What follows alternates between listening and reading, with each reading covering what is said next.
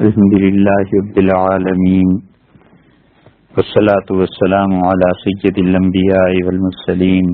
وعلی آلہ واصحابہ اجمعین اما بعد۔ اللہ تعالی نے حضرات انبیاء علیہ الصلاۃ والسلام کو زندگی کے ان حقائق کی اطلاع دی ہوتی ہے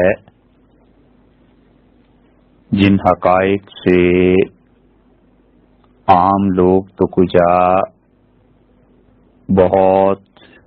علم اور ادب والے لوگ بھی بے خبر ہوتے ہیں، اس لیے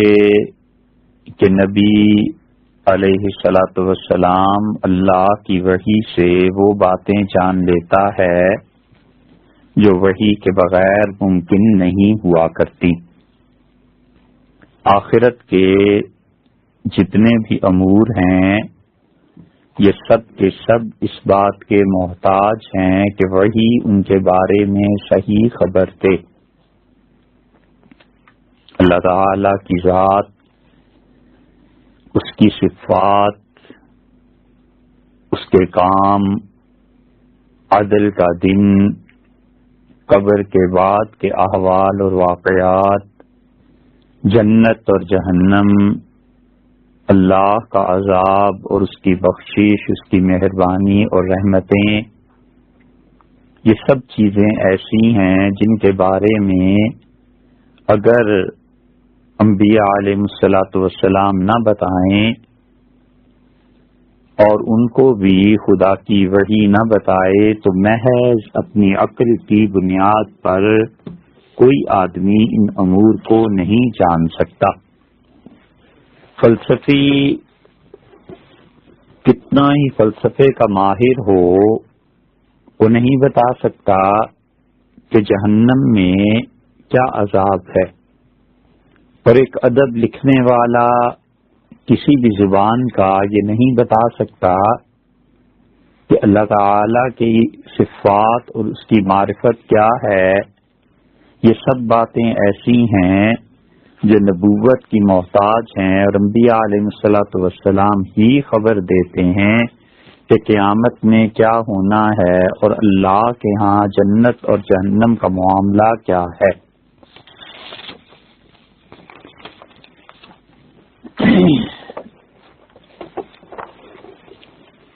اسی لیے انبیاء علیہ الصلاۃ والسلام مسلسل محنت کرتے ہیں، اور اللہ نے ان کا منصب اور یہ ڈیوٹی لگائی ہوتی ہے کہ وہ خدا کی مخلوق کو اللہ تک پہنچائیں اور جنت اور جہنم سے انہیں آگاہ کریں اور یہ بتائیں کہ اللہ کی نافرمانی کوئی سستا سودا نہیں ہے، اور جنت کا حصول اور جنت میں پہنچنا یہ بھی کوئی سستا سودا نہیں ہے۔ خدا کی نافرمانی یہ ایسا سودا ہے کہ آدمی اس کے عوض میں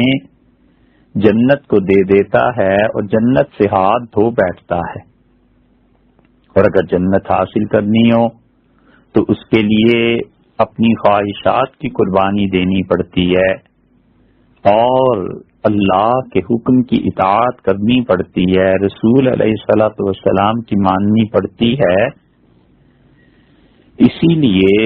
حضور اقدس صلی اللہ علیہ وسلم نے دن رات ایک کر دیے تاکہ ہمیشہ لوگوں کو اللہ کی طرف دعوت دیں اور اللہ تعالی کی طرف بلائیں اور انہیں بتائیں کہ ان کی نجات کس چیز میں ہے۔ دنیا کی زندگی میں کوئی مصیبت اور تکلیف پیش آ جائے تو انسان اس سے نجات حاصل کرنے کی کوشش کرتا ہے، لیکن آخرت کی زندگی دنیا کی زندگی کے مقابلے میں اتنی طویل ہے، اتنا عرصہ ہے، اتنا زمانہ ہے کہ اس کی کوئی حد نہیں، اور کوئی سال ایسا نہیں ہے جس کے متعلق یہ کہا جا سکے کہ اس سال میں پہنچ کر یہ زندگی ختم ہو جائے گی۔ دنیا میں پہاڑوں کو آپ دیکھتے ہیں، سمندروں کو آپ دیکھتے ہیں، اتنی طویل عمر ہے ان سمندروں اور پہاڑوں کی کہ کروڑوں سال آپ کہیے تو ان پہ بیت گئے، اور کروڑوں بھی تھوڑے ہیں، اربوں سال بیت گئے، اللہ ہی جانتا ہے کہ ان کی عمریں کیا ہیں۔ بس اسی طرح انسان جب جنت سے جہنم میں چلا جائے گا تو اس کی کتنی طویل عمر ہے، اس عمر کا کوئی حد اور حساب نہیں ہے۔ اللہ تعالی نے لوگوں کو اس بات کا پابند بنایا کہ وہ انبیاء علیہ الصلوۃ والسلام کی پیروی کر کے جنت اور جہنم ان کی اطلاع حاصل کریں۔ اسی لیے حضور اکرم صلی اللہ علیہ وسلم نے بیعت عقبہ میں جن لوگوں کو مسلمان کیا تھا، ایک تو بیعت عقبہ وہ تھی جب کچھ لوگ آئے اور انہوں نے حضور اکرم صلی اللہ علیہ وسلم کے دست مبارک پر بیعت کی اور مسلمان ہو گئے، اور اس کے بعد وہ مدینہ طیبہ چلے گئے، اور اس میں حضور اکرم صلی اللہ علیہ وسلم کی بات انہوں نے سن لی، اور مدینہ منورہ میں ان لوگوں نے جا کر اسلام کا کام شروع کیا۔ اب بھی جب حج کے لیے لوگ جاتے ہیں تو ابھی چند سال سے جہاں پر یہ بیعت ہوئی تھی، مینا کی طرف جاتے ہوئے جہاں پر کنکریاں مارتے ہیں، اس کے راستوں میں ایک ایسی مسجد آ گئی ہے جس کو اصل میں عثمانیوں نے بنایا تھا، اور پھر اس کے بعد وہ چھپ گئی تھی، یعنی محلہ وہاں پر آباد ہو گیا تھا، اور اب جو نئی تعمیر ہوئی ہے اس میں وہ مسجد نظر آتی ہے۔ اب وہ جدید مسجد بنا دی گئی ہے۔ یہ وہ مسجد العقبہ ہے جہاں خزرج کے کچھ لوگ آئے تھے اور انہوں نے حضور اکرم صلی اللہ علیہ وسلم کے یہاں حاضری دی۔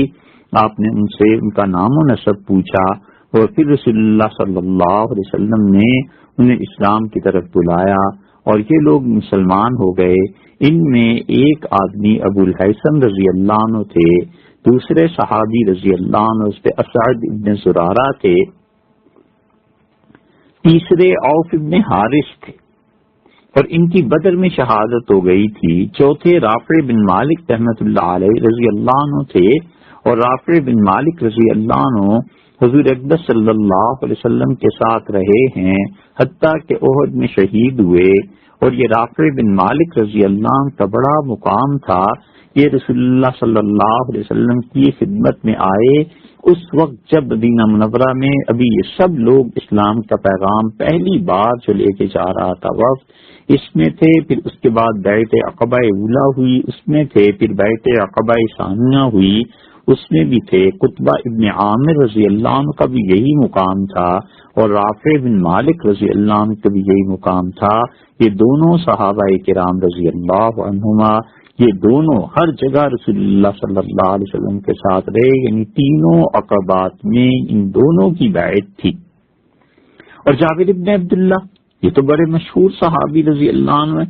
حضرت جابر بن عبداللہ رضی اللہ عنہ جو تھے یہ بدر میں شریک ہوئے، پھر اس کے بعد احد وغیرہ میں، تو جابر رضی اللہ عنہ بھی ان میں تھے۔ پھر اس کے بعد دوسرا سال جب آیا ہے تو مدینہ طیبہ میں پھر کچھ لوگ مدینہ طیبہ سے آئے اور انہوں نے بیعت کی، اور حقیقت میں یہ بیعت عقبہ اولیٰ تھی، یعنی وہ جو 6 افراد پہلے اسلام کو قبول کر کے چلے گئے تھے وہ تو جا کر اسلام کے داعی بنے اور انہوں نے لوگوں کو اسلام کی طرف دعوت دی، اور دوسرے سال اصل میں جو لوگ آئے ہیں 11 نبوی میں حضور اکرم صلی اللہ علیہ وسلم کی نبوت کا یہ 11واں برس تھا۔ اس وقت ان لوگوں نے آ کر عرض کیا کہ ہمارے ساتھ کوئی معلم بھی بھیج دیں جو ہمیں اسلام سکھائے، تو رسول اللہ صلی اللہ علیہ وسلم نے حضرت مصعب ابن عمیر رضی اللہ عنہ کو بھیجا تھا، اور مصعب جو تھے یہ ہاشم بن عبد مناف کے پوتے تھے۔ حضرت ہاشم پہ جا کر حضور صلی اللہ علیہ وسلم کا اور مصعب کا نسب مل جاتا ہے، اور بہت قدیم تھے اسلام میں، اور غزوہ بدر میں حضور صلی اللہ علیہ وسلم نے حضرت مصعب رضی اللہ عنہ کو وہ علم دیا تھا، اور یہی تھے جنہوں نے جھنڈا مسلمانوں کا بلند کیا تھا۔ حضور اکرم صلی اللہ علیہ وسلم نے مصعب رضی اللہ عنہ کو بھیجا، یہ مدینہ منورہ میں آئے، حضرت اسعد ابن زرارہ رضی اللہ عنہ کے گھر پہ ٹھہرے تھے. اسعد رضی اللہ عنہ اپنے قبیلے کے سردار اور بہت بڑے آدمی تھے مدینہ منورہ کے، اور ان کا معمول یہ بن گیا کہ انصار کے ایک ایک گھر جاتے اور لوگوں کو اللہ کے دین کی طرف بلاتے، قرآن پڑھ کے سناتے، اور روزانہ ایک دو آدمی مسلمان ہوتے چلے گئے، حتیٰ کہ مدینہ منورہ میں گھر گھر اسلام پھیل گیا. خزرج میں اسلام کی اشاعت یہ حضرت مصعب رضی اللہ عنہ کا کارنامہ تھا، اور ان کے سردار حضرت اسعد رضی اللہ عنہ جب اسلام قبول کر لیا تو پھر تو ہر طرف اسلام پھیل گیا. اور دوسرے ادھر قبیلہ اوس کے سردار تھے، اور حضرت سعد بن معاذ رضی اللہ عنہ تھے، اور سعد بن معاذ رضی اللہ عنہ اتنے محبوب تھے قبیلہ بنو اوس کو کہ جس طرف سعد بن معاذ رضی اللہ عنہ چلے جاتے تھے قبیلہ ان کے پیچھے چل پڑتا تھا. تو مصعب رضی اللہ عنہ نے جا کر ان کو دعوت دی اسلام کی، اور انہوں نے ناگواری کا اظہار کیا، لیکن پھر وہ اسلام لے آئے، اور جب اسلام لے آئے تو قبیلہ اوس بھی مسلمان ہو گیا. اس لیے مصعب ابن عمیر رضی اللہ عنہ اکیلے آدمی ہیں جن کے سر پہ یہ سہرا باندھا جا سکتا ہے، اور قیامت میں اللہ کے انعامات لوگوں کو دکھائیں گے اور بتائیں گے کہ یہ مصعب رضی اللہ عنہ مدینہ منورہ میں بنو خزرج اور بنو اوس دونوں قبیلوں کے مشترکہ قائد تھے، اور انہوں نے اسلام کی دعوت دی اور اسلام کو وہاں پر پھیلایا. اسی وجہ سے جب یہ 11 نبوی میں بیعت عقبہ اولیٰ میں اسلام کا کام کر چکے تو اگلے سال جو لوگ آئے تھے وہ 72 تھے، اور ان لوگوں نے مینا میں حضور صلی اللہ علیہ وسلم کی بیعت کی تھی، اور یہ بیعت عقبہ ثانیہ کہلاتی ہے. اور اس وقت حضرت عباس رضی اللہ عنہ آ گئے جو اس وقت تک بظاہر مسلمان نہیں تھے، لیکن رسول اللہ صلی اللہ علیہ وسلم کے ساتھ پوری ہمدردی تھی ان کی، اور انہوں نے ان انصاریوں سے کہا 72 آدمیوں سے کہ خزرج والو حضور صلی اللہ علیہ وسلم اپنے خاندان میں بڑے معزز ہیں، بڑے محترم ہیں، اور جتنے لوگوں نے بھی ان سے دشمنی کی ہے، جتنے قبائل ان کے خلاف ہوئے ہیں، ہم ان کے سامنے ہمیشہ ڈٹ گئے ہیں. اب یہ تمہارے پاس ہیں اور تمہارے پاس جانا چاہتے ہیں، اور تم لوگ ان کو لے کے جانا چاہتے ہو تو دیکھو اگر مرتے دم تک رسول اللہ صلی اللہ علیہ وسلم کے ساتھ رہ سکو تو ٹھیک ہے، ورنہ ابھی سے تم بتا دو تاکہ ہم اپنے بھتیجے کو مت بھیجیں. حضرت برا رضی اللہ عنہ نے حضور اقدس صلی اللہ علیہ وسلم کی طرف دیکھا اور انہوں نے کہا اللہ کے رسول ہم لوگ تلواروں کی گود میں پلے. مطلب یہ تھا کہ ہم آپ کو لے کے جائیں، آپ ہمارے مہمان ہیں، اور کوئی آپ کی طرف نگاہ اٹھائے ہم تلواروں کی گود میں پلنے والے بچے ہیں، کیسے ممکن ہے؟ ابو الحسن رضی اللہ عنہ بولے اور انہوں نے کہا اللہ کے رسول بات یہ ہے کہ ہم میں اور یہود میں آپس میں تعلقات ہیں. ٹھنڈے مزاج کی بات کی، اور دنیا میں جتنے بھی کام ہیں یہ ٹھنڈے مزاج کے لوگوں ہی کی باتیں ہیں. بڑے ٹھنڈے مزاج سے دیکھیے کیسی حقیقت پسندانہ بات ان کی. انہوں نے کہا اللہ کے رسول ہمارے اور یہودیوں کے آپس میں تعلقات ہیں، پرانے معاہدے چلے آتے ہیں، ہم آپ کو لے چلیں، بیعت کے بعد یہ معاہدے ٹوٹ جائیں گے تو ایسے تو نہیں ہوگا کہ جب قوت اور اقتدار آپ کو حاصل ہو جائے تو آپ ہمیں چھوڑ دیں اور واپس مکہ مکرمہ آ جائیں. تو رسول اللہ صلی اللہ علیہ وسلم ان کی اتنی گہری بات سن کر مسکرا دیے اور فرمایا نہیں ابو الحسن تمہارا خون میرا خون ہے، تم میرے ہو اور میں تمہارا ہوں. رسول اللہ صلی اللہ علیہ وسلم نے اس وعدے کو نبھایا، اور اتنا نبھایا کہ آج بھی وہ اہل مدینہ کے ہیں اور مدینہ والے ان کے ہیں. رسول اللہ صلی اللہ علیہ وسلم نے مدینہ طیبہ نہیں چھوڑا اور مدینہ منورہ کی مستقل سکونت اختیار کر لی. وہ دن جاتا ہے اور آج کا دن اور قیامت کا دن آتا ہے کہ حضور اقدس صلی اللہ علیہ وسلم اہل مدینہ ہی کے ساتھ اٹھیں گے، اور اہل مدینہ نے اپنی وفا اور اپنی محبت کا پیمان اپنے خون سے ثابت کیا، ہر طرح کی قربانی دی، اور رسول اللہ صلی اللہ علیہ وسلم کے بالکل بال برابر آنچ نہیں آنے دی اور بالکل ان کا دفاع کرتے رہے. ابو الہیثم رضی اللہ عنہ دنیا سے چلے گئے اور سب دنیا سے چلے گئے، مگر رسول اللہ صلی اللہ علیہ وسلم کے ساتھ جو وعدہ انہوں نے کیا تھا اسے نبھا گئے. اس لیے یہ لوگ بیعت عقبہ ہوئی اور اسلام کو انہوں نے قبول کیا. اب یہ ایک مثال ہے حضور صلی اللہ علیہ وسلم کی زندگی کی کہ آپ نے ان میں بیعت عقبہ والے لوگوں میں سے 12 نقیب انتخاب فرما لیے جن کے نام خود انصار نے بتا دیے تھے. 9 خزرج میں سے تھے اور 3 اوس میں سے تھے، اور ان میں سعد رضی اللہ عنہ کے نام کے کئی صحابی رضی اللہ عنہ تھے. مثلا آپ دیکھیں حضرت سعد ابن خیثمہ تھے کہ بدر میں شہید ہو گئے تھے. اسعد ابن زرارہ رضی اللہ عنہ تھے، یہ ان کا بڑا مقام تھا. سعد ابن ربی رضی اللہ عنہ تھے کہ غزوہ احد میں شہید ہو گئے تھے. سعد ابن عبادہ رضی اللہ عنہ تھے، یہ سقیفہ بن سعادہ میں انہوں نے خلافت کے متعلق بات ارشاد فرمائی تھی. تو رسول اللہ صلی اللہ علیہ وسلم نے ان سے جب بیعت لی تو اسد ابن زرارہ رضی اللہ عنہ اتنے عقل مند، اتنے دانا آدمی تھے کہ بیعت کے وقت انہوں نے کھڑے ہو کر کہا کہ انصاریوں تم سمجھ رہے ہو، انصاری تو یہ بعد میں ہوئے، اوس اور خزرج والے تھے، تو گویا یہ سمجھ لیجئے کہ انہوں نے اوس اور خزرج والوں سے کہا کہ تم سمجھ رہے ہو کس بات پر بیعت کر رہے ہو. اور پھر انہوں نے کہا یہ پوری عرب اور عجم سے اور انسانوں اور جنات سے جنگ کا اعلان کرنا ہے. صحابہ رضی اللہ عنہ بولے اور ان کا بالکل ہم حضور صلی اللہ علیہ وسلم سے اسی بات پر بیعت کر رہے ہیں. تو 12 آدمی جو نقیب تھے حضور صلی اللہ علیہ وسلم نے ان کو نقیب مقرر کیا تاکہ وہ اسلام کا مزید کام کریں. اور پھر اسی سے مدینہ منورہ میں جو بنیاد پڑ گئی تھی اسی سے لوگ آگے بڑھنا شروع ہوئے اور مدینہ طیبہ میں اسلام پھیلنا شروع ہوا. یہ ایک واقعہ ہے جو مثال کے طور پہ عرض کیا ہے. انبیاء علیہ الصلوۃ والسلام اور حضور اقدس صلی اللہ علیہ وسلم کی زندگی میں ایسے 20 واقعات پیش آئے اور ان لوگوں نے اپنے آپ کو اللہ کے دین کے لیے وقف کر دیا. اور انبیاء علیہ الصلوۃ والسلام نے یہ سب کچھ اس لیے کیا کہ اللہ کی راہ دکھائیں اور مخلوق خدا کو جہنم سے بچائیں. یہ جنت اور جہنم یہ کوئی فرضی قصوں کی باتیں نہیں، ان پر یقین اور ایمان رکھنا چاہیے. اور یہ بالکل ایسے ہی پیش آنے والی ہیں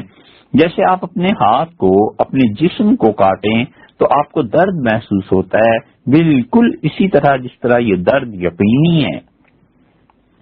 اور کسی فرد کا وجود یقینی ہے، اور جس طرح مکان، گھر اپنا یقینی ہے، اور جس طرح اپنی اولاد یقینی ہے، بالکل اسی طرح یہ جنت اور جہنم بھی یقینی باتیں ہیں. جو آدمی اللہ کی اطاعت کرے گا جنت کو پائے گا، اللہ کا فضل اس کے شامل حال ہوگا. اور جو خدا کی نافرمانی کرے گا اللہ کے ہاں سے سزا ملے گی اور جہنم میں جائے گا، وہاں اسے آگ جلائے گی اور آگ میں پہنچ کے پھر اسے خیال آئے گا کہ کاش میں نے حضور صلی اللہ علیہ وسلم کی بات مان لی ہوتی. یہ ایسی قصے کہانیاں نہیں ہیں، یہ حقیقت ہے. اور مسلمانوں نے اسے ایسے بھلا دیا ہے جیسے کہ جنت اور جہنم پہ گویا کہ ایمان ہی نہیں.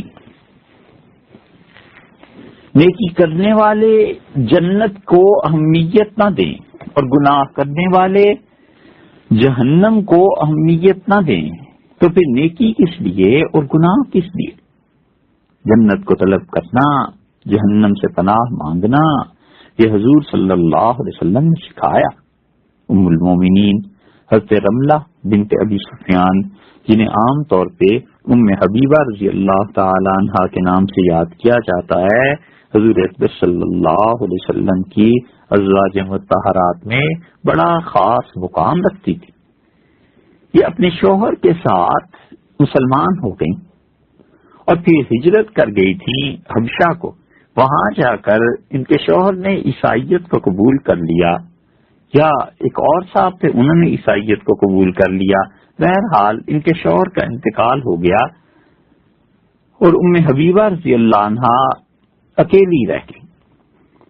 اور نجاشی جو اس وقت کے بادشاہ تھے انہوں نے حضور صلی اللہ علیہ وسلم کے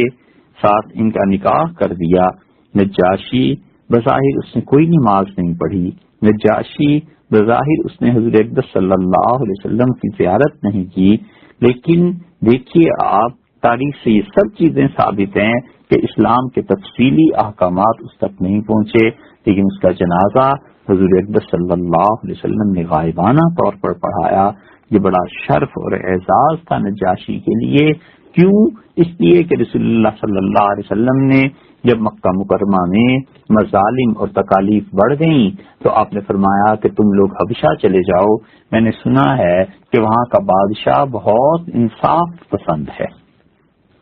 اس سے معلوم ہوتا ہے کہ بادشاہ کا منصب، حکومت کا منصب انصاف کو قائم کرتا ہے، اور وہ حکمران جس کے دور میں لوگوں کو انصاف سہولت سے ملے، اور جس کے دور میں جسے کہتے ہیں بکری اور شیر ایک گھاٹ پانی میں، اور جس کے دور میں حقوق کو غصب نہ کیا جاتا ہو، بڑا اللہ کا قرب پانے والا ہے۔ اس کی یہ ایک نیکی کہ اس نے اپنے ملک میں انصاف کو قائم کیا، اسے اتنا زیادہ محبوب بنا گئی کہ جب اس نے اسلام قبول کر لیا تو حضور اقدس صلی اللہ علیہ وسلم نے غائبانہ جنازہ ان کا پڑھا ہے۔ حبیبہ رضی اللہ عنہا کا حق مہر مقرر کیا گیا، 400 دینار تھا، اور پھر حبیبہ رضی اللہ تعالی عنہا کی شادی ہوئی۔ وہ کہتی ہیں کہ حضور اقدس صلی اللہ علیہ وسلم نے ایک مرتبہ میری دعا سن لی، اور میں اللہ سے یہ مانگ رہی تھی کہ اللہ ممتعنی بزوجی رسول اللہ، اے اللہ میرے شوہر جو تیرے رسول ہیں علیہ الصلوۃ والسلام، مجھے ان کی خدمت کی توفیق دے، اللہ مجھے بہرہ ور فرما، اے اللہ مجھے فائدہ اٹھانے کی توفیق دے اپنے شوہر یعنی حضور اقدس صلی اللہ علیہ وسلم سے۔ اور پھر دوسری بات انہوں نے مانگی اللہ سے، اور عرض کیا کہ ابی سفیان اور اللہ جو میرے والد ہیں ابو سفیان رضی اللہ عنہ، ان سے مجھے فائدہ اٹھانے کی توفیق دے، اور اخی معاویہ اور جو میرے بھائی ہیں سیدنا معاویہ رضی اللہ عنہ، اللہ ان سے مجھے فائدہ اٹھانے کی توفیق دے۔ تینوں رشتے ان کے بڑے عظیم تھے۔ حضور اقدس صلی اللہ علیہ وسلم کے ساتھ رشتہ وہ تو تھا ہی تھا، اس کے ساتھ ساتھ آپ دیکھیے حضرت ابو سفیان رضی اللہ عنہ جیسے بھی تھے، یعنی اسلام کے جیسے بھی مخالف تھے، جو کچھ بھی تھا، لیکن مکہ مکرمہ میں بہت بڑی ہستی تھی۔ ابو جہل بدر میں مارا گیا، اور احد میں مکہ مکرمہ کے لوگوں کی قیادت حضرت ابو سفیان رضی اللہ عنہ کے حصے میں آئی۔ اس سے معلوم ہوتا ہے کہ کتنے بڑے آدمی تھے۔ پھر اسی طرح اس کے بعد آپ دیکھیے تو ابو سفیان رضی اللہ عنہ ہی کی قیادت خندق میں بھی رہی ہے۔ اس کے بعد فتح مکہ کے موقع پر بھی حضور اقدس صلی اللہ علیہ وسلم نے خود فرمایا کہ جو ابو سفیان کے گھر چلا جائے گا اسے ہم نے پناہ دی۔ ابو سفیان رضی اللہ عنہ کی حویلی اتنی بڑی تھی، اس کے باوجود ظاہر ہے کہ پورے مکہ والے تو اس میں نہیں آ سکتے تھے۔ حضور اقدس صلی اللہ علیہ وسلم نے فرمایا جو حرم میں چلا جائے ہم نے اسے پناہ دی۔ تو حضرت ابو سفیان کا گھر پناہ کی جگہ قرار دینا یہ ان کی اہمیت کو ظاہر کرتا ہے، کیونکہ سرداری اور قیادت ابو سفیان رضی اللہ عنہ کے پاس آ گئی تھی۔ پھر اس کے بعد ان کے بھائی حبیبہ رضی اللہ عنہ کے اور ابو سفیان رضی اللہ عنہ کے بیٹے سیدنا معاویہ رضی اللہ عنہ تھے۔ اور معاویہ رضی اللہ عنہ اگرچہ لوگ ان سے اختلاف کیا کریں اور اگرچہ معاذ اللہ لوگ ان کو برا بھلا کہیں، لیکن اپنی جگہ پہ وہ حضور اقدس صلی اللہ علیہ وسلم کے ساتھ تعلق میں اور احترام میں بہت بڑے آدمی تھے۔ اللہ نے بڑا کام ان سے لیا، جو حکومت انہوں نے کی، مسلمانوں کی فوجیں چاروں طرف چل پڑیں، اور کتنے ہی علاقے تھے جو معاویہ رضی اللہ عنہ کے دور میں مسلمانوں کے پاس آئے، ہزاروں نہیں لاکھوں آدمیوں کو حضرت معاویہ رضی اللہ عنہ کے دور میں اسلام کی قبولیت کی توفیق ملی، اور ہر طرف انہوں نے امن کو قائم کر دیا۔ تو یہ تینوں شخصیات اتنی بڑی تھیں۔ ان میں حبیبہ رضی اللہ عنہا نے دعا مانگی اللہ سے کہ اللہ مجھے حضور صلی اللہ علیہ وسلم سے، اپنے والد ابو سفیان سے، اپنے بھائی معاویہ سے رضی اللہ عنہم اجمعین، اللہ ان سب سے فائدہ اٹھانے کی توفیق دے۔ مسلم میں آتا ہے، صحیح مسلم کی روایت میں، کہ رسول اللہ صلی اللہ علیہ وسلم کی دعا سن کے فرمایا کہ سألت اللہ لآجال مغضوبہ، آپ اللہ سے دعا مانگ رہی ہیں، سوال کر رہی ہیں، لیکن دیکھیے یہ ایسی مدتیں ہیں زندگی کی جو طے شدہ ہیں، ہر ایک کا جو وقت متعین ہے اس سے بہرحال اللہ کے ہاں پہنچ جانا ہے۔ وہ ایام معدودہ، ان کی زندگیاں گنی ہوئی ہیں۔ حضور صلی اللہ علیہ وسلم کی زندگی بھی گنی ہوئی، 63 برس۔ ابو سفیان رضی اللہ عنہ کی زندگی بھی گنی ہوئی، معاویہ رضی اللہ عنہ کی زندگی بھی گنی ہوئی ہے۔ ایک دن تو درکنار ایک لمحہ آگے پیچھے نہیں ہو سکتا۔ وہ ارزاق مقسومہ، اور اسی طرح فرمایا کہ دیکھو ان میں سے ہر ایک کا حصہ تقسیم ہوا ہے۔ دو لفظ ہیں ارزاق مقسومہ، لیکن معنی کا سمندر اس پہ بند ہے۔ مطلب یہ ہے کہ ان تینوں ہستیوں کو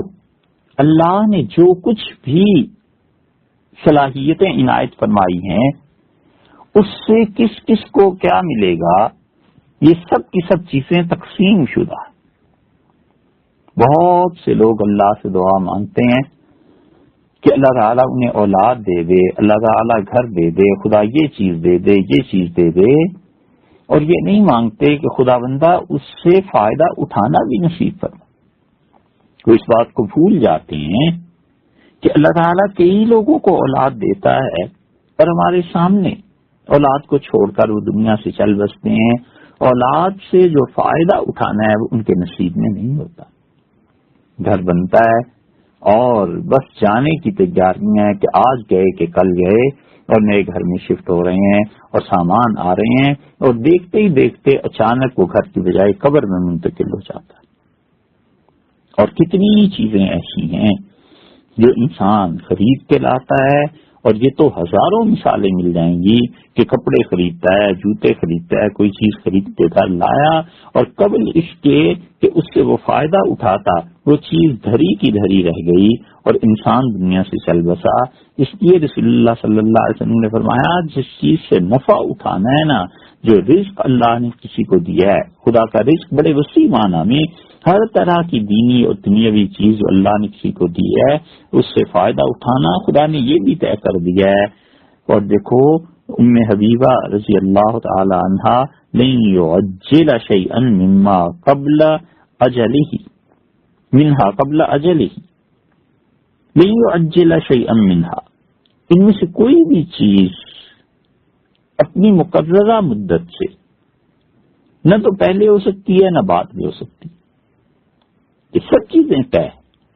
اس بات کے ڈانڈے جا کے نصیب سے مل جاتے ہیں، تقدیر سے، اور کوئی شخص نہیں جانتا کہ اس کی تقدیر میں اللہ نے کیا طے کیا ہے اور اللہ نے کیا لکھا ہے۔ اس لیے ہمیشہ اللہ سے خیر مانگتا رہے اور ہمیشہ اللہ تعالی کی تقدیر پر راضی رہے۔ دکھ بھی اللہ کی تقدیر سے ہے اور سکھ بھی اللہ کی تقدیر سے ہے، قرض کی ادائیگی بھی اللہ کی تقدیر سے ہے اور قرض کا بڑھ جانا بھی اللہ کی تقدیر سے ہے، گھر اور اولاد کا ملنا بھی اللہ کے ہاتھ اور اختیار اور قبضے میں ہے اور نہ ملنا بھی اسی کے اختیار اور قبضے میں ہے۔ ہمیشہ اس سے خیر مانگے اور جو کچھ بھی پیش آتا ہے سر جھکا دے، دل پہ کتنا ہی ناگوار کیوں نہ گزرے، لیکن اللہ کی تقدیر کو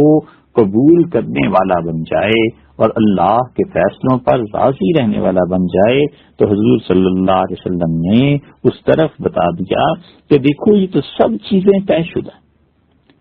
وَلَوْ كُنْتَ سَأَلْتَ اللَّهَ، اور اگر آپ اللہ سے یہ درخواست کرتی کہ ان یعیذک من النار وعذاب القبر کان خیرا وافضل، اگر آپ اللہ تعالیٰ سے یہ دعا مانگتی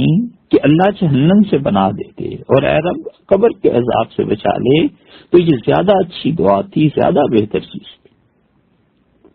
دیکھا آپ نے کس طرف رہنمائی فرمائی رسول اللہ صلی اللہ علیہ وسلم نے، اس طرف کہ جو اصل میں مانگنے کی چیز ہے وہ قبر کے عذاب سے نجات پانا ہے، اور اصل میں جو مانگنے کی چیز ہے وہ یہ ہے کہ اللہ سے یہ دعا مانگی جائے کہ اللہ تعالیٰ جہنم سے اپنی پناہ میں رکھے۔ اس طرف جو توجہ دلائی ہے حضور اقدس صلی اللہ علیہ وسلم نے، اس کی وجہ یہ بھی ہے کہ انسان کبھی کبھی غافل ہو جاتا ہے ان چیزوں سے۔ ام المومنین حضرت ام حبیبہ رضی اللہ تعالی عنہا تو کہاں غافل ہو سکتی تھی، امت کو گویا کہ تلقین ہے کہ اللہ سے مانگنے کی چیزیں تو یہ ہیں۔ اس لیے اللہ سے ہزاروں دعائیں مانگتا ہے، ایک ایک چیز اللہ سے طلب کرتا ہے۔ کبھی سوچے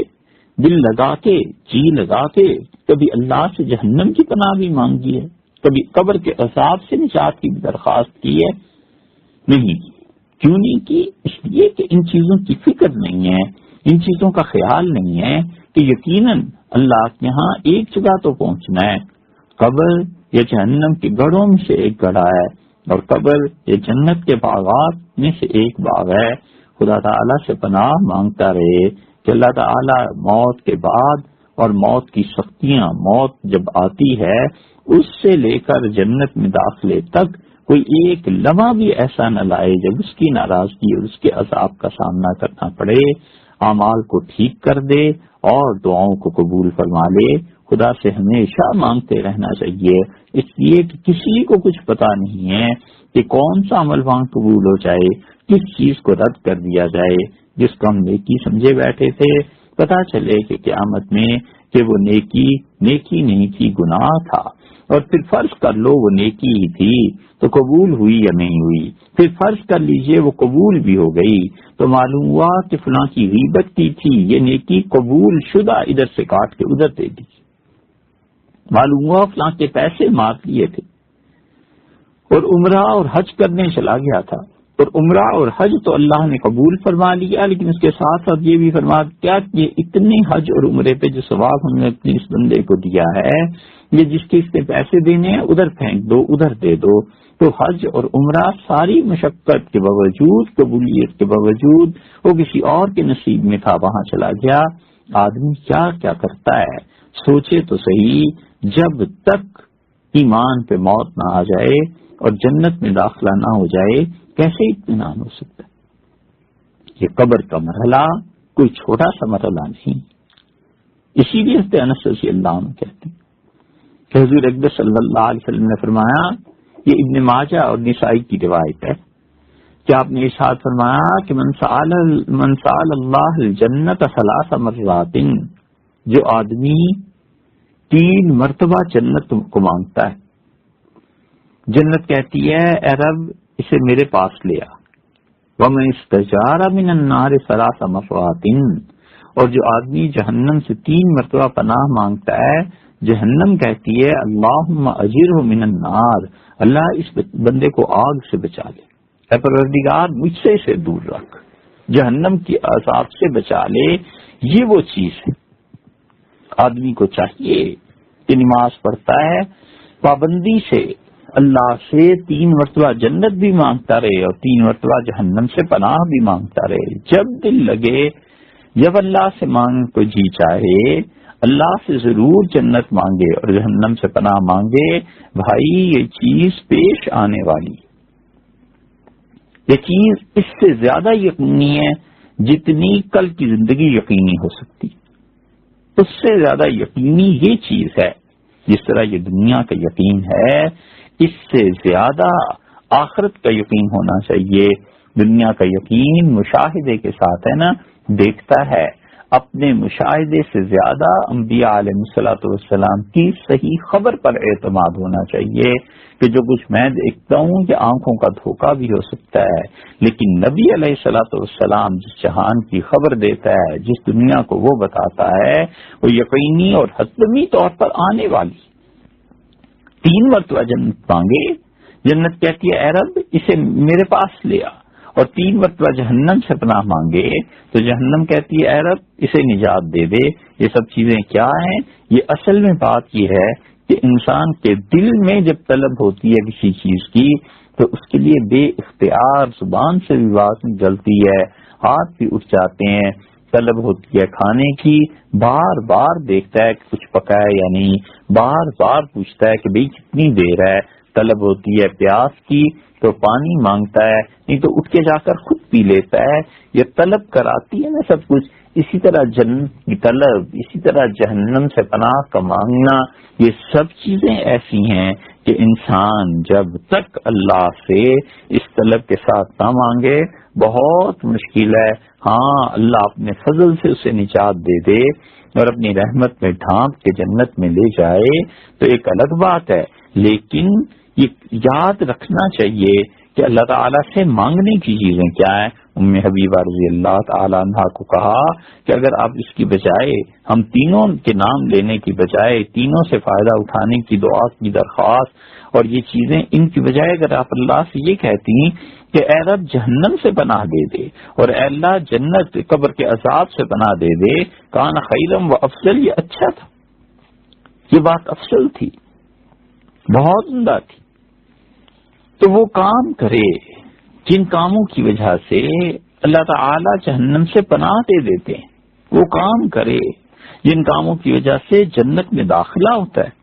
حضرت عدی بن حاتم رضی اللہ عنہ کہتے ہیں کہ میں نے حضور اکرم صلی اللہ علیہ وسلم سے سنا، آپ نے فرمایا اپنے آپ کو بچانا جہنم سے، دور رکھنا جہنم سے اپنے آپ کو، اور 3 مرتبہ رسول اللہ صلی اللہ علیہ وسلم نے 3 مرتبہ یہ بات ہم سے فرمائی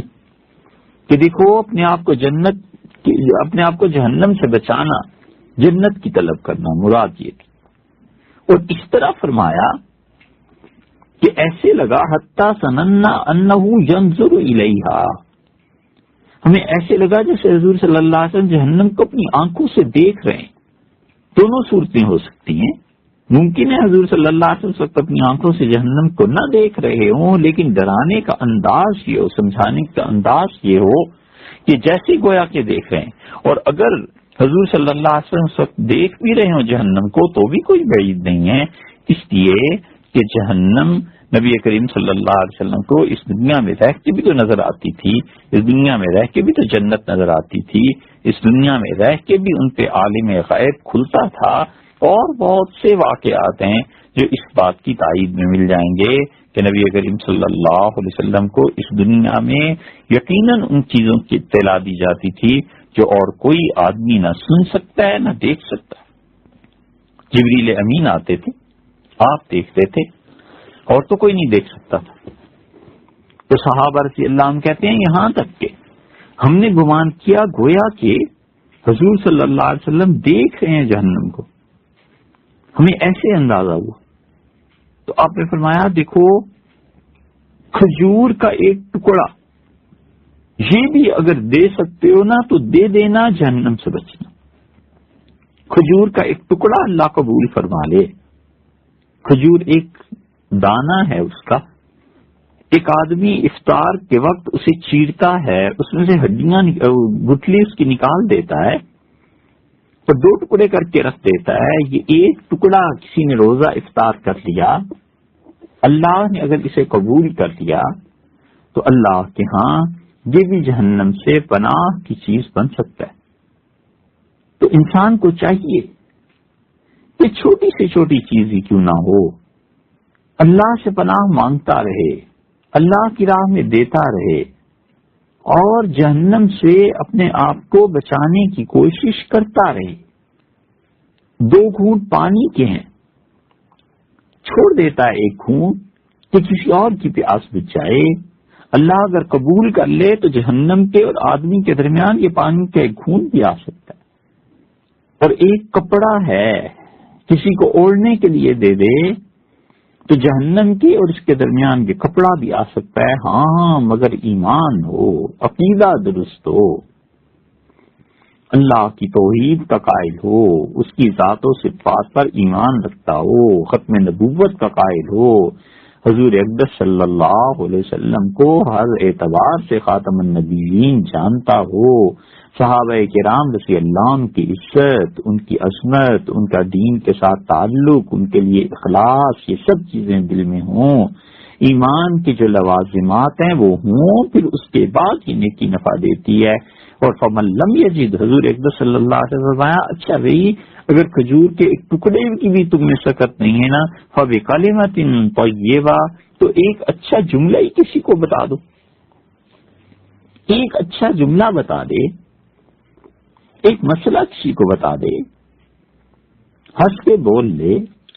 اچھی طرح پیش آ جائے، لوگوں کے ساتھ محبت سے بات کر لے، یہ سب چیزیں ایسی ہیں جو انسان کو جہنم سے پناہ دینے والی، اور یہ سب چیزیں ایسی ہیں کہ جب جہنم سے پناہ مل گئی تو اللہ کی رضامندی اور اللہ تعالی کی خوشی اس کی طرف لے جانے والی چیزیں ہیں۔ یہ رسول اللہ صلی اللہ علیہ وسلم نے اس لیے لوگوں کو بتایا ہے کہ لوگ یقین سے جان لیں کہ قیامت آنے والی ہے، اور قیامت میں یہ سب چیزیں انسان کو پیش آئیں گی، اور لوگوں کے حال پر اس لیے افسوس کا اظہار فرمایا رسول اللہ صلی اللہ علیہ وسلم نے کہ لوگ جانتے نہیں ہیں کہ کتنی شدید چیز آ رہی ہے اور غافل ہیں، اور لوگ گویا کہ سوئے پڑے۔ ترمذی کی روایت میں آتا ہے اب ما رأیت مثل النار نام حاربها، میں نے جہنم جیسی کوئی چیز ایسی نہیں دیکھی جس سے فرار حاصل کیا جائے، بھاگا جائے، مگر افسوس کہ بھاگنے والے سوئے ہوئے، جہنم آ رہی ہے قریب اور لوگ سوئے ہوئے۔ ولا مثل الجنت نام طالبها، اور جنت جیسی کوئی دلکش پرکشش چیز بھی نہیں میں نے دیکھی، مگر یہ کہ اس کو طلب کرنے والے وہ بھی سوئے پڑے۔ اکثریت کا حال ایسے ہی ہے، اسی لیے دوسری روایت میں آیا ہے کہ نبی کریم صلی اللہ علیہ وسلم نے ارشاد فرمایا کہ لوگوں کا حال اونٹوں کی طرح ہے، اور آپ نے فرمایا جب تم سواری کے لیے طلب کرو گے تو 100 اونٹوں میں 99 بیکار پاؤ گے، اور ایک اونٹ تمہیں کام کا ملے گا، اور 99 بیکار۔ اور بالکل اسی طرح سواری کے قابل جیسے وہ ایک اونٹ ملا نا، انسانوں کا بھی یہی حال ہے۔ مراد یہ تھی کہ 99 بیکار ایک کام کا۔ تو لوگوں کی اکثریت جہنم سے غافل اور جنت کی طلب سے غافل، حالانکہ دونوں حقائق ہیں۔ تمہارا تو مثل النار نام حاربها ولا مثل الجنت نام طالبها، میں نے جہنم سے زیادہ پناہ مانگنے کی، ڈرنے کی چیز کوئی نہیں دیکھی، مگر افسوس کہ جس سے بھاگنا چاہیے تھا یہ بھاگنے والے بجائے بھاگنے کے سو رہے ہیں، اور جنت جیسی پرکشش چیز بھی کوئی نہیں دیکھی، مگر افسوس کہ اس کو طلب کرنے والے کو چاہیے تھا کہ طلب کرتا، وہ تو سو رہا ہے۔ اس لیے انسان اپنے آپ کو سوچے کہ میں نے اس دنیا سے جانے کے بعد پھر کرنا کیا ہے۔ حضرت ابو ہریرہ رضی اللہ عنہ کی روایت آتی، حضور اقدس صلی اللہ علیہ وسلم نے یہ بتایا کہ جب وہ معراج میں گئے تو وہاں اپنے لوگوں کو دیکھا، لوگ کس کس حال میں تھے، جو کچھ لوگوں نے کیا تھا اچھا یا برا، کس طرح پیش آ رہا تھا۔ آپ نے فرمایا کہ میں نے ایک قوم کو دیکھا، لوگوں کو دیکھا، یزرعون فی یوم، ایک دن سبزی کھیتی لگاتے تھے، زراعت کرتے تھے، کاشتکاری کرتے تھے، وَيَحْصُدُونَ فِي يَوْمٍ كُلَّمَا حَصَدُوا عَادًا، اور دوسرے دن وہ جو فصل پہلے دن بیج بوجھ دیے تھے وہ دوسرے دن فصل پک کے تیار ہو جاتی ہے اور وہ اسے کاٹتے ہیں، کلما حسدوا عاد کما کان، اور جب اسے کاٹتے ہیں تو پھر وہ ویسی ہی فصل بن جاتی ہے جیسے پہلے لگی ہوئی تھی۔ میں نے کہا جبریل یہ کون ہے؟ انہوں نے کہا ہؤلاء المجاہدون فی سبیل اللہ، یہ وہ لوگ ہیں جنہوں نے اللہ کے راستے میں شدید کوشش کی، بہت محنت کی۔ مجاہدون کا ترجمہ ہم نے کیا کہ شدید کوشش اور محنت۔ وجہ اس کی یہ ہے کہ آپ اگر لغت اٹھا کر دیکھیں تو عربی میں جہاد کا معنی یہ بنتا ہے کہ انتہائی کوشش کرنا۔ تو اللہ تعالی کی راہ میں انتہائی کوشش کوئی آدمی کرتا ہے علم حاصل کرنے کے لیے، وہ مجاہد ہے۔ ایک آدمی اللہ کی راہ میں کوشش کرتا ہے کہ جتنا زیادہ سے زیادہ مال خرچ کر سکے، وہ بھی مجاہد ہے۔ ایک آدمی کوشش کرتا ہے کہ اللہ کی راہ میں حج اور عمرہ کرتا رہے، یہ بھی مجاہد ہے۔ ایک آدمی اللہ کی راہ میں کوشش کرتا ہے کہ اپنا سر کٹا دے، یہ بھی مجاہد ہے۔ لیکن یہ جو سر کٹانے کا معاملہ ہے، یہ جہاد جو ہے، اس کو قتال فی سبیل اللہ کہیں گے۔ تو اللہ تعالی نے جو جہاد کا لفظ استعمال کیا ہے وہ بہت کھلی چیز ہے، عام ہے، اور ان میں سے ایک شعبہ قتال فی سبیل اللہ یعنی اللہ کی راہ میں لڑنے کا ہے، ایک شعبہ انفاق فی سبیل اللہ اللہ کی راہ میں خرچ کرنے کا ہے، ایک شعبہ طلب العلم فی سبیل اللہ اللہ کی راہ میں علم طلب کرنے کا ہے۔ تو جہاد بہت وسیع لفظ ہے، یہ سب لوگ اس میں شامل ہوتے ہیں۔ تو جو آدمی مجاہدہ کرتا رہا، دیر تک پڑھتا رہا، اپنی خواہشات اپنا وقت سارا خدا کی راہ میں لگا دیا، یہ بھی تو مجاہد ہے۔ جس آدمی نے کما کے اللہ کی راہ میں خرچ کیا، وہ بھی تو مجاہد ہے۔ جس آدمی کو اللہ نے مال دیا بغیر محنت کے، اب بجائے اس کے کہ وہ سین کے رکھتا، کھلے دل سے خرچ کرتا ہے، اللہ کو گواہ بناتا ہے کہ اے رب اگر تو مجھے کروڑ بھی روزانہ دے تو دیکھے گا کہ صبح سے شام نہیں ہوگی اور تیرے راستے میں لگا دوں گا، یہ شخص بھی تو مجاہد ہے۔ ایک آدمی سب کچھ ہونے کے باوجود اللہ کی راہ میں چل پڑتا ہے اور ظالموں اور کافروں کے خلاف جہاد کرتا ہے اور سر پیش کر دیتا ہے اللہ کی راہ میں، یہ بھی مجاہد۔ تو ہر طرح کے لوگ، آپ نے فرمایا، میں نے پوچھا جبریل سے، اس نے کہا کہ کون ہے؟ کھیتی لگائی، پھر کٹائی شروع ہو گئی۔ یہ تو کسی کسان سے پوچھے جو 3 مہینے 4 مہینے انتظار کرتا ہے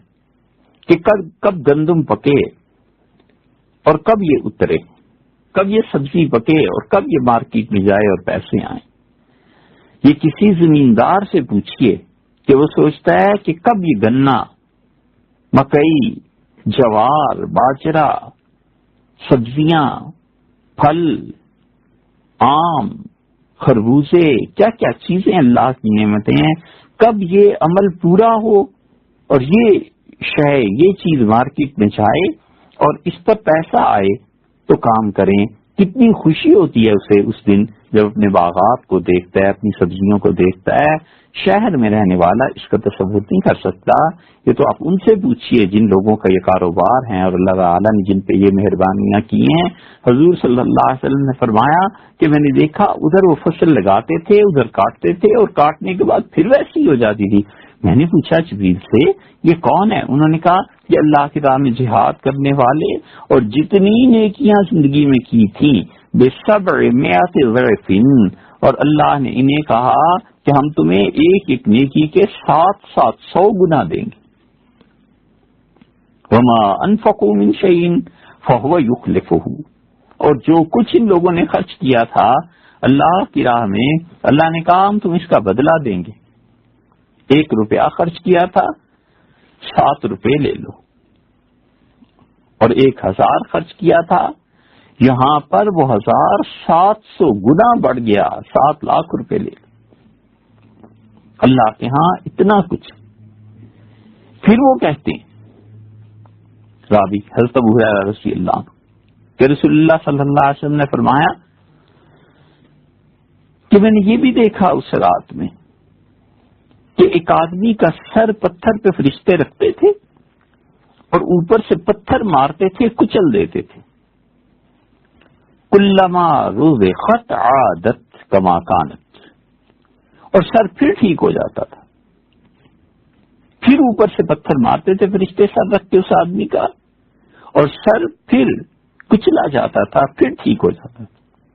یہ چیزیں کوئی کھیل تماشے نہیں۔ کوئی آدمی اپنے سر میں سوئی مار کر دیکھے کتنا چبھتی ہے، کتنا درد ہوتا ہے، ایک بال اکھیڑے نا دو چار، کتنی تکلیف ہوتی ہے۔ یہی سر ہوگا بھائی، اسی سر پہ پتھر پڑیں گے، معاذ اللہ، خدا بچائے۔ ولا یفتر عنہم من ذلک شیء، اور اس میں فرشتے کوئی کوتاہی نہیں کر رہے تھے، چھوڑتے ہی نہیں تھے، مارتے تھے مسلسل اس آدمی کو۔ میں نے جبریل سے پوچھا یہ لوگ کون ہیں؟ یعنی کئی ایک لوگ تھے۔ میں نے جبریل سے پوچھا یہ کون ہے جن کے سر اس طرح کچلے جا رہے ہیں؟ تو جبریل نے کہا ہؤلاء الذین تثاقلت رؤوسهم عن الصلاۃ، یہ وہ لوگ ہیں جو نماز نہیں پڑھتے تھے اور ان کے سر بھاری ہو جاتے تھے۔ سر بھاری ہو جاتے تھے مطلب تثاقل کا مطلب کسل، سستی کرنا، بیٹھے رہنا، جماعت میں نماز کے لیے مسجد نہ جانا، اچھا پڑھ لیں گے ابھی پڑھ لیتے ہیں، آخری وقت میں جا کر نماز پڑھنا۔ یہ وہ نہیں ہے جنہوں نے نماز سرے سے چھوڑ دی تھی، پڑھتے تھے لیکن صحیح وقت پر نہیں پڑھتے تھے۔ تو نہ پڑھنے کا مطلب ہے صحیح طرح نماز نہیں پڑھتے تھے، سستی کرتے تھے نماز میں۔ یہ ایسے ہی ہے جسے دوسری روایت میں آیا ہے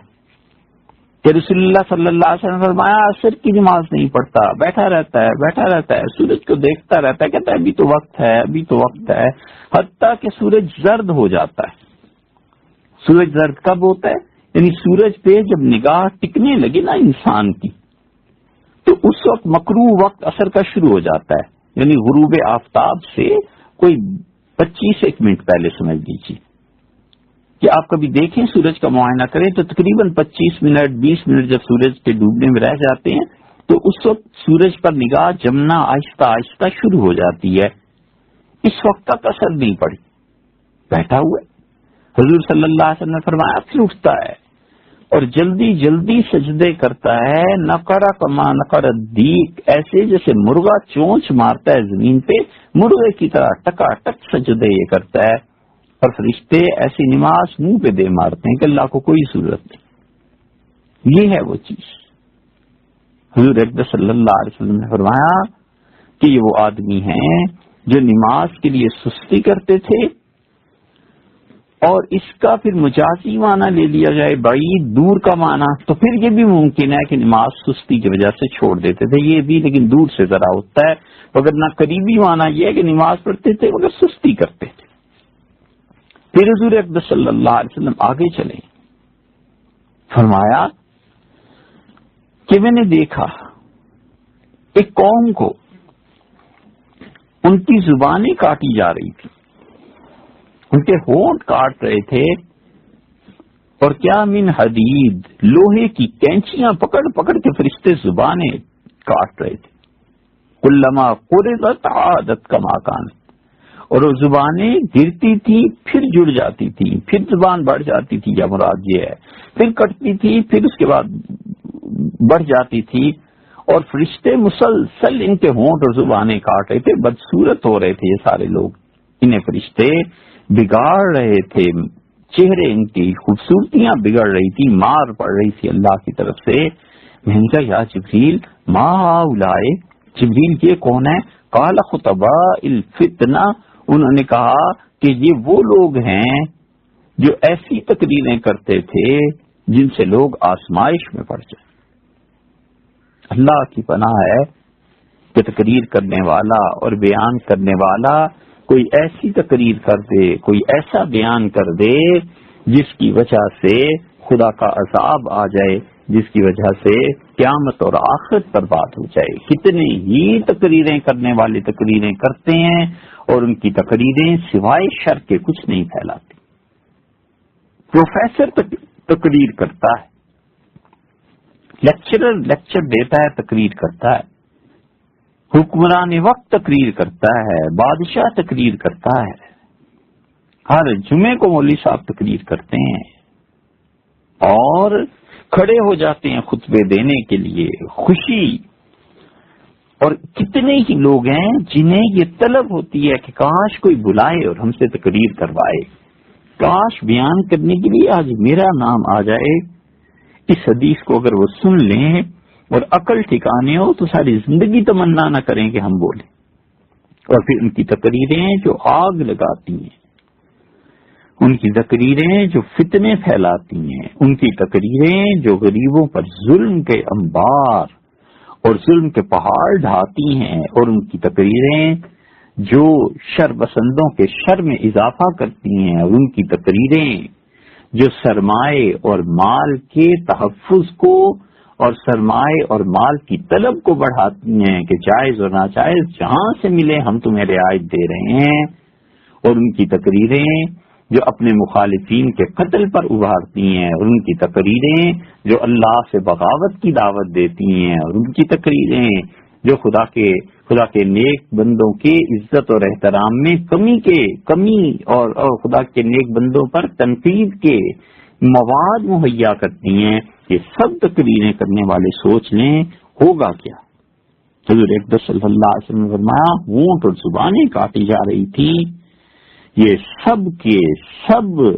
مزے ہیں آزادی کے، یہ سب کے سب مزے ہیں میاں جب تک آنکھیں بند نہیں ہوتی اور جب تک یہ بولتی زبان بند نہیں نہ ہوتی، یہ تب تک کے مزے ہیں۔ جس لمحہ یہ بولتی زبان بند ہوئی اور جس لمحہ یہ نبض رکی اور جس لمحے ڈاکٹر نے کہہ دیا کہ جی جواب دے گئے اور جس لمحے گھر والوں نے رونا شروع کیا، بس سب کھل جائے گا اس لمحے کہ کیا کیا ہم کرتے رہے، ہماری تقریریں آج کیا مقام لائیں، اور آج ان تقریروں پہ جن پہ ہم خوش ہوتے تھے کہ لوگ نعرے لگا رہی ہیں اور میری تقریر اور میرا خطبہ مولوی صاحب واز کیسا رہا، نصیحت کیسی رہی، اس دن پتہ چلتا ہے کہ اللہ کے ہاں پہنچ گئے ہیں۔ اب سارا اختیار ختم ہوا، اب دیکھتی آنکھیں بند ہو گئیں، بند نہیں ہوئی تھی اور پلکیں کھلی ہوئی تھیں اور گھر والوں نے بند کر دیا، چاہے اللہ ہی کا نام لے کے بند کر دیا اور زبان بند ہو گئی۔ اب وہ عالم کھلا ہے جہاں اب میری خواہشات کا کوئی احترام نہیں ہے، اب اللہ ہے اور میں، اب وہ ارحم الراحمین ہے اور یہ گناہ گار بندہ ہے۔ اس لیے آدمی سوچے کہ کیوں فتنے کی باتیں کرے، آدمی سوچے کیوں توڑ کی باتیں کرے، آدمی سوچے کیوں تقریروں پر لوگوں کی عزتوں سے کھیلے، جھوٹے الزام، جھوٹے واقعات، خام خواہ لوگوں کو دھوکہ دینا، دل اندر سے گواہی دے رہا ہوتا ہے کہ جھوٹ بول رہے ہو، اس کے باوجود تقریر کرتا ہے لوگوں میں نمبر بنانے کے لیے۔ کیا یہ سب لوگ جن کو آج وہ بے وقوف بنا رہا تھا یا خوش کر رہا تھا، کل قیامت میں اللہ کے فرشتوں کو روک لیں گے؟ اور کیا وہ کسی ایک فرشتے کے ہاتھ سے بھی کینچی پکڑ کر کہیں گے کہ بھئی 1000 بار کاٹنا ہے تو 999 بار زبان کاٹ لو، ایک مرتبہ میری خاطر چھوڑ دو؟ آئے گا کوئی کام؟ مکمل بے نیازی چاہیے اللہ کی مخلوق سے، مکمل بے نیازی چاہیے۔ ساری دنیا جو زندہ ہے جنازہ پڑھ لے ان کا، اپنا معاملہ اللہ کے ساتھ درست رکھے، اللہ کے لیے تقریر کرے، اللہ کے لیے سچ بولے اور اللہ ہی کے لیے بات کرے، خاموشی بھی اللہ کے لیے اور بولنا بھی اللہ کے لیے، خوشی بھی اللہ کے لیے، ناراضگی بھی اللہ کے لیے، دوستی بھی اللہ کے لیے، دشمنی بھی اللہ کے لیے۔ یہ جہنم کے منظر ہیں جو حضور اقدس صلی اللہ علیہ وسلم بتا رہے ہیں، اور یہ پیش آنے، یہ ایسے نہیں ہیں کہ معاذ اللہ یہ حدیثیں گھڑ لی گئی ہوں اور معاذ اللہ کسی آدمی نے اپنے پاس سے بنا لی ہوں۔ حضور اقدس صلی اللہ علیہ وسلم نے فرما دیا کہ یہ چیزیں ہوں گی۔ پھر نبی کریم صلی اللہ علیہ وسلم نے فرمایا کہ میں نے دیکھا ایک آدمی کو عجیب کام میں لگا ہوا ہے، لکڑیاں جمع کرتا ہے، گٹھا بن جاتا ہے اور اس کو اٹھا نہیں سکتا، کوشش کرتا ہے اٹھائے، نہیں اٹھا سکتا، تو پھر جاتا ہے، پھر اور لکڑیاں لے آتا ہے، ڈھیر لگ گیا پہلے اور ڈھیر میں اضافہ کر رہا ہے، پھر اٹھانے کی کوشش کرتا ہے، پھر نہیں اٹھا سکتا۔ میں نے کہا یا جبریل ما ھذا، جبریل یہ کیا ہے؟ انہوں نے کہا ھذا رجل من امتی کا، یہ آپ کی امت میں وہ لوگ ہیں، علیہ امانت الناس، لوگوں کی امانت ان کے حوالے ہوئی تھی، لا یستطیع اداءها، اور یہ اس امانت کا حق ادا نہیں کر سکتے تھے، وہ ہوا یرید ان یزید علیہا، اور چاہتا تھا اس کے علاوہ اور بھی امانت مجھے مل جائے. سمجھے آپ؟ کوئی فریضہ اس کے ذمہ حکومت نے لگا دیا، یہ اب اس چکر میں ہے کہ اور بھی کوئی منصب ملے، ایک منصب ملا ہے دوسرا بھی مل جائے، تیسرا بھی مل جائے، چوتھا بھی مل جائے، ایک کا حق ادا نہیں کر سکتا اور منصب اور لیے جا رہا ہے. کیوں؟ اس لیے کہ منصب جب ملے گا تو تنخواہ بھی تو بڑھ جائے گی نا. پہلے ایک عہدہ مل گیا، اس کی تنخواہ مل رہی تھی، اب عہدے پہ قبضہ کرنے کے بعد کہتا ہے اس کمیٹی کا بھی ممبر بن جاؤں، اس کمیٹی کا بھی ممبر بن جاؤں، اس کی سرپرستی بھی ادارے کی ہو جائے، فلاں لوگ بھی مجھے بڑا سمجھنے لگے. 10 عہدے اس کے نام کے ساتھ کہ فلاں جگہ کے سیکرٹری ہیں، فلاں جگہ کے صدر ہیں، فلاں جگہ کے، اور کسی ایک کام کو بھی اس نے سنجیدگی سے نہیں کرنا. کاغذ چھپ رہے ہیں دھڑا دھڑ، کارڈ چھپ رہے ہیں، اخباروں میں نام آ رہا ہے کہ فلاں صاحب اس عہدے کو بھی ہیں، اس جگہ بھی سیکرٹری ہیں، اس جگہ صدر ہیں، اس جگہ فلاں عہدہ ہے، اس جگہ فلاں عہدہ، اور کام ایک ٹکے کا نہیں ان عہدوں میں. قیامت میں یہ سزا ملی اس انسان کو. اس لیے سوچیں وہ لوگ جو ایک آدھ کام پر اکتفا کرنے کے بجائے کہتے ہیں یہ بھی ذمہ داری میں لے لوں، یہ بھی لے لوں، یہ بھی لے لوں. قیامت میں کیا تماشا لگا ہوا ہے. دیوانہ لکڑیوں کو جمع کرتا ہے اور حضور اقدس صلی اللہ علیہ وسلم میں نے دیکھا اٹھا نہیں سکا تو پھر عاجز ہو کے رکھ دی لکڑیاں، پھر جاتا ہے پھر اور لکڑیاں لے آتا ہے. بے وقوفی کی باتیں، حماقت کی. میں نے جبریل سے پوچھا کون ہے؟ انہوں نے کہا یہ آپ ہی کی امت کے لوگ ہیں. لیکن ایک ذمہ داری ملتی تھی، لوگوں کی امانت، اور اپنے عہدے کو پورا نہیں کر سکتے تھے، اس کی ذمہ داریاں نہیں نبھا سکتے تھے، دوسرے عہدے کے پیچھے چل پڑتے تھے کہ یہ بھی مل جائے، یہ بھی مل جائے. اس لیے آدمی اپنی اوقات دیکھے. ڈاکٹر ہے، ایک اسپتال میں کام کر سکتا ہے، صحیح طرح بس کرتا رہے. اب وہ کہتا ہے ایک نہیں 10 اسپتالوں میں میرا نام ہونا چاہیے، وہاں بھی جاؤں، وہاں بھی جاؤں، وہاں بھی. ارے بھئی ایک جگہ آپ ڈیوٹی پوری دے سکتے ہیں اور آپ کی صحت آپ کے وقت اجازت دیتا ہے، بسم اللہ دوسرے میں چلے جائیے، دوسرے میں بھی تیسرے میں چلے جائیے، کوئی نہیں روکتا، کوئی منع نہیں کرتا. لیکن یہ تھوڑی ہے کہ ایک جگہ کا بھی حق ادا نہیں ہوا اور دوسری کی طرف چل پڑے. یہ قیامت میں ان چیزوں کا اللہ کے ہاں جواب دینا ہوگا، اور قیامت میں اللہ کے ہاں ان چیزوں کی پرسش ہوگی.